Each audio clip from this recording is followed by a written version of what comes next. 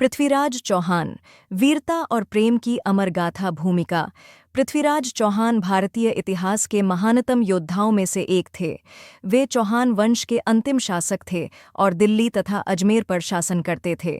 उनका जीवन वीरता, शौर्य और संघर्ष से भरा था। उनका नाम विशेष रूप से मोहम्मद गौरी के साथ हुए युद्धों और संयोगिता के साथ उनके प्रेम प्रसंग के लिए प्रसिद्ध है। उनकी कहानी इतिहास, किंवदंतियों और कवि चंद बरदाई की पृथ्वीराज रासों से प्रेरित होकर कई रूपों में कही जाती है। 1. पृथ्वीराज चौहान का प्रारंभिक जीवन। पृथ्वीराज चौहान का जन्म 1166 ईस्वी में अजमेर में हुआ था। वे चौहान वंश के राजा सोमेश्वर चौहान और रानी कर्पूर देवी के पुत्र थे। बाल्यकाल से ही वे असाधारण प्रतिभा के धनी थे और शस्त्र विद्या, राजनीति और काव्य में निपुण थे। कहते हैं कि बचपन में ही उन्होंने सिंह को अपने निहत्थे हाथों से मारकर अपनी वीरता का परिचय दिया था। वे कुशल तीरंदाज और तलवारबाज थे। उनके गुरु विद्वान आचार्य द्रोणाचार्य के वंशज माने जाते थे। 2. पृथ्वीराज का राज्याभिषेक और विस्तार। अपने पिता सोमेश्वर चौहान की मृत्यु के बाद 177 ईस्वी में पृथ्वीराज मात्र 11 वर्ष की आयु में अजमेर की गद्दी पर बैठे। इस समय उनके मामा काकड़देव उनके संरक्षक थे। कुछ वर्षों में ही उन्होंने अपनी शक्ति बढ़ाई और दिल्ली पर भी अधिकार कर लिया। उनका राज्य वर्तमान राजस्थान, दिल्ली, हरियाणा, मध्य प्रदेश, उत्तर प्रदेश और पंजाब के कुछ हिस्सों तक फैला हुआ था। उन्होंने अपने शासनकाल में कई महत्वपूर्ण युद्ध लड़े और चौहान वंश को शक्ति के शिखर पर पहुंचाया। 3. पृथ्वीराज और संयोगिता की प्रेम कहानी। पृथ्वीराज की प्रेम कहानी भारतीय इतिहास की सबसे प्रसिद्ध प्रेम कहानियों में से एक है। कन्नौज के राजा जयचंद और पृथ्वीराज के बीच शत्रुता थी। जयचंद ने पृथ्वीराज से द्वेष के कारण अपनी पुत्री संयोगिता के स्वयंवर में उन्हें आमंत्रित नहीं किया, लेकिन संयोगिता पृथ्वीराज से प्रेम करती थीं। उन्होंने पृथ्वीराज के वीरता के किस्से सुने थे और उन्हें अपना पति मान चुकी थीं।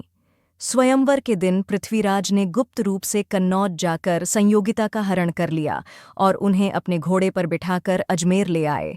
इस घटना से जयचंद क्रोधित हो गए और उन्होंने पृथ्वीराज के सबसे बड़े शत्रु मोहम्मद गौरी से मित्रता कर ली। 4. पृथ्वीराज और मोहम्मद गौरी के युद्ध। पृथ्वीराज चौहान और मोहम्मद गौरी के बीच 2 बड़े युद्ध हुए, जिन्हें तराइन के युद्ध के नाम से जाना जाता है। पहला तराइन युद्ध 191 ईस्वी में। 191 ईस्वी में मोहम्मद गौरी ने पृथ्वीराज के राज्य पर आक्रमण किया। इस युद्ध में पृथ्वीराज की सेना ने गौरी की सेना को बुरी तरह पराजित किया। स्वयं पृथ्वीराज ने गौरी को घायल कर दिया, लेकिन उसे जीवित छोड़ दिया। गौरी अपनी जान बचाकर भाग गया।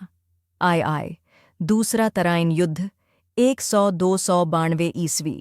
1192 ईस्वी में गौरी ने फिर आक्रमण किया। इस बार उसने जयचंद जैसे हिंदू राजाओं की मदद ली और एक संगठित योजना के साथ युद्ध किया।